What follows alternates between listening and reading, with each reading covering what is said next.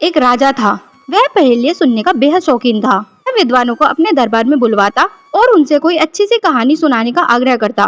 पूरी कहानी सुनकर वह बीच में ही कोई पहेली सोच लेता और फिर उस पहेली का हल कहानी सुनाने वाले विद्वान से पूछता था। यदि कहानी सुनाने वाले का उत्तर सही होता तो वह उसे बहुत से पुरस्कार देकर विदा कर देता, और यदि कहानी सुनाने वाला उसकी कहानी में से चुनी हुई राजा की पहेली का उत्तर न दे पाता, तब भी वह कथाकार का निरादर तो न करता था, पर उसे थोड़ी बहुत भेंट देकर इसे आने के लिए कह दिया करता था।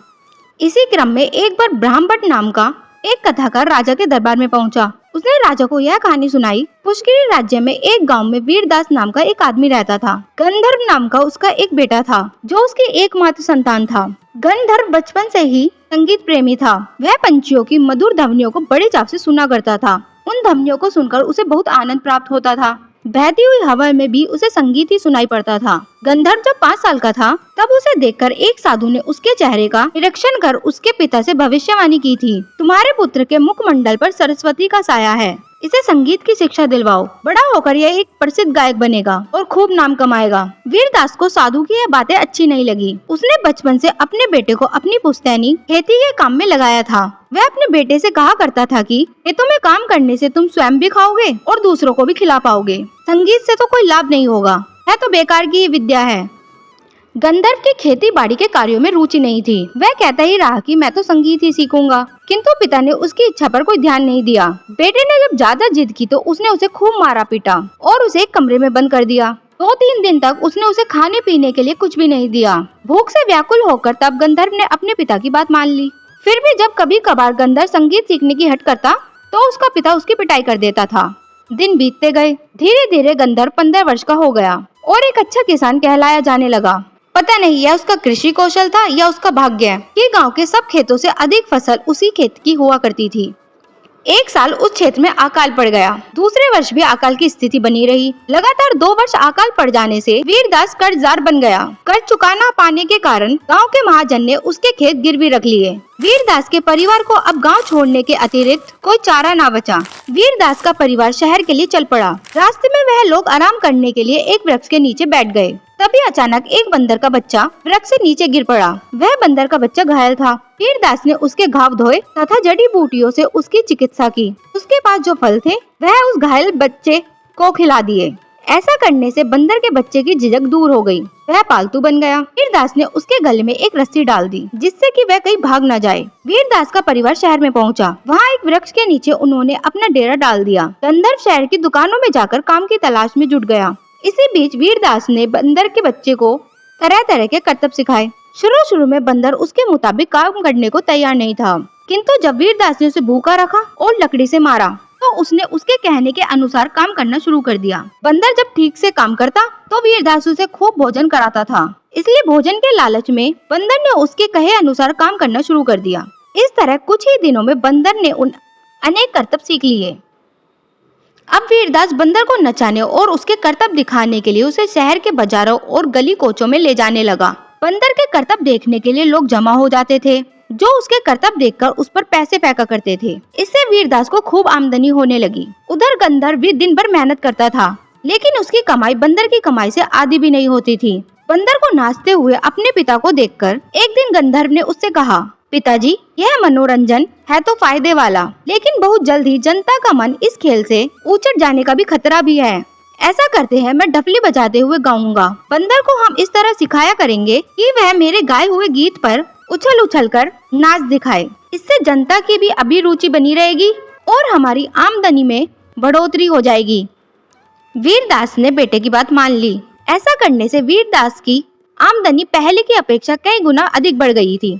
अब वह परिवार आराम से दिन गुजारने लगा। एक दिन गंधर्व जब गीत गाकर बंदर को नचा रहा था, तब एक संगीत का विद्वान उधर से गुजरा और खड़ा होकर यह दृश्य देखने लगा। उसने गंधर्व का गाना सुना तो वह उसके पास गया और उससे कहा, युवक, तुम्हारे गले में बहुत मिठास है, लय भी अच्छी है। तुम मेरे साथ चलो तो मैं तुम्हें संगीत सिखा दूंगा। तब तुम अच्छी तरह से अपना जीवन जी सकोगे। गंधर्व के संगीत सीखने की लालसा अभी भी मिटी नहीं थी। वह तुरंत तैयार हो गया, किंतु उसके पिता ने दृढ़ता से इनकार कर दिया। बोला, इस बंदर की वजह से हमारा गुजारा अच्छी तरह हो रहा है, तुम्हें और कहीं जाने की आवश्यकता नहीं है। लेकिन गंधर्व भी अपनी बात पर अड़ गया। उसने पिता की बात की कोई परवाह नहीं की और उस संगीतकार के साथ चला गया। वीरदास को अपने लड़के की इस अपेक्षा पर बहुत दुख हुआ। उसने अपने बेटे और उस विद्वान संगीतकार को जी भरकर कोसा। इस प्रकार 2 साल बीत गए। बंदर के कर्तव्य दिखाते हुए वीरदास ने थोड़े बहुत पैसे इकट्ठे कर लिए थे। उसने एक छोटी सी झोपड़ी भी खरीद ली थी। वह अपनी पत्नी के साथ आराम से रह रहा था, लेकिन बेटे के चले जाने का गम उसे सताता रहता था। पति पत्नी अपने बेटे को याद कर अक्सर दुखी हो जाया करते थे। एक दिन शहर के एक धनवान व्यक्ति ने बंदर का खेल दिखाने के लिए वीरदास को अपनी हवेली पर बुलवाया।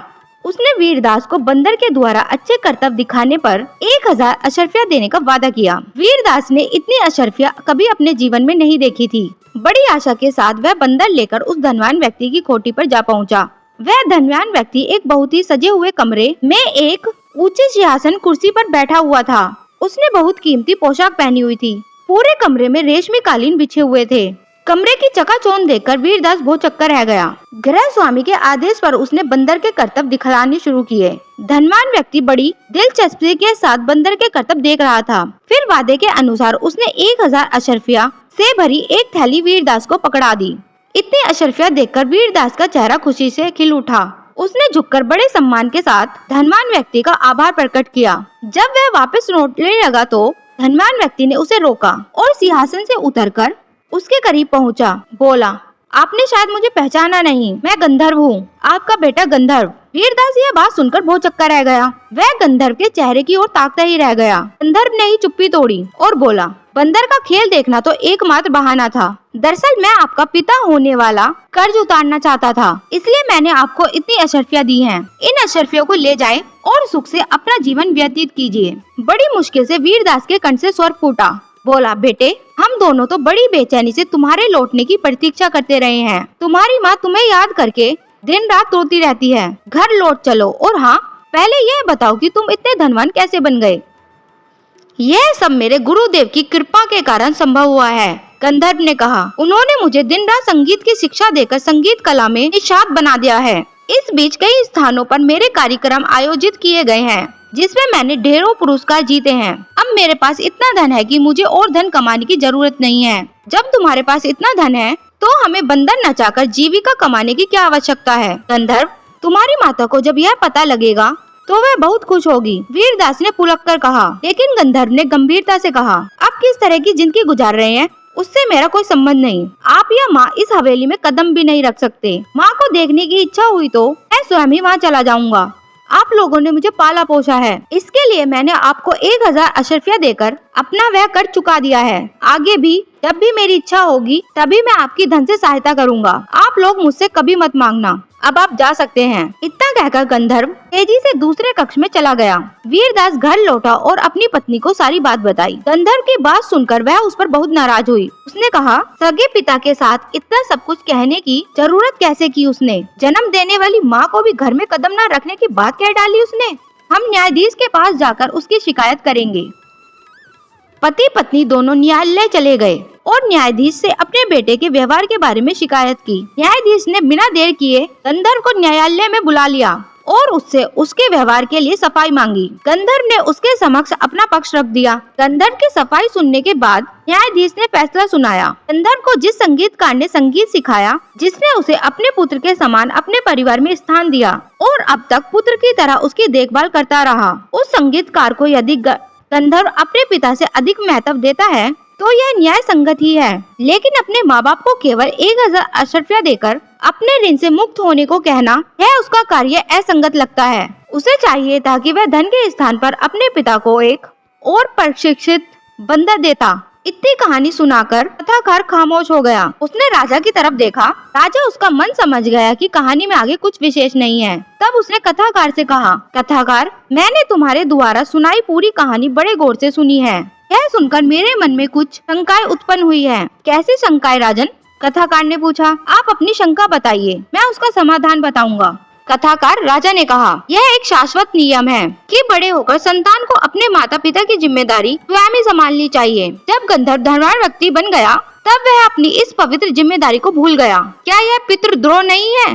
पंडित ही नहीं बल्कि समान व्यक्ति भी जिस धर्मसूत को अपना धर्म समझता है उससे हटकर न्यायाधीश ने जो फैसला दिया, क्या वह अविवेकी पूर्ण नहीं है? गंधर्व के माता पिता को केवल एक प्रशिक्षित बंदर दिलवाने की बात कहकर क्या न्यायाधीश ने उनके साथ अन्याय नहीं किया? क्या बंदर देने मात्र से एक पुत्र अपने कर्जभार से मुक्त हो जाएगा? धर्म अधर्म का भेद न जानने वाला ऐसा न्यायाधीश क्या न्याय के साथ अन्याय नहीं कर रहा है? क्या वह न्याय करने की योग्यता रखता है?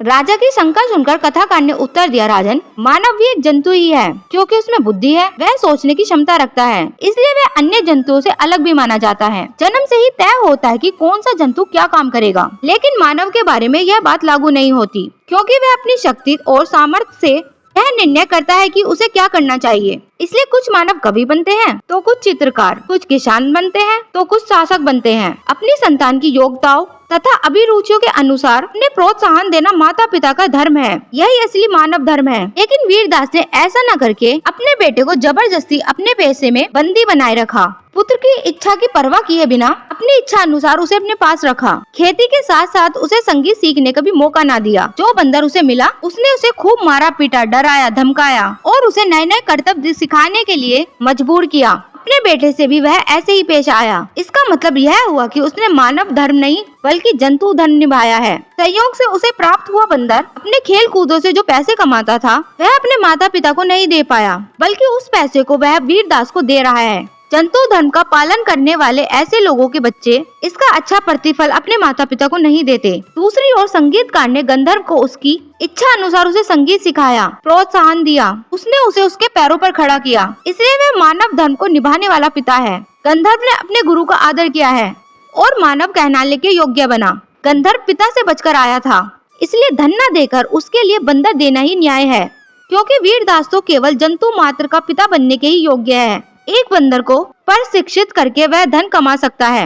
इन कारणों को ध्यान में रखते हुए न्यायाधीश ने जो न्याय किया है वह बिल्कुल उचित ही है। कथाकार ने जब विस्तार से बताकर राजा की शंका का समाधान किया तो राजा संतुष्ट हो गया।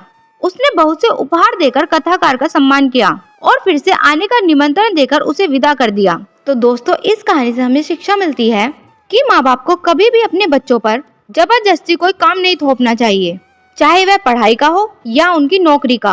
हमेशा माँ बाप को अपने बच्चों की बात सुननी चाहिए कि उनका भविष्य किस चीज में है और आगे जीवन में वे क्या करना चाहते हैं। तो दोस्तों, अगर आपको हमारी कहानी अच्छी लगी तो हमारे चैनल को लाइक कीजिए, शेयर कीजिए और सब्सक्राइब कीजिए। Thank you.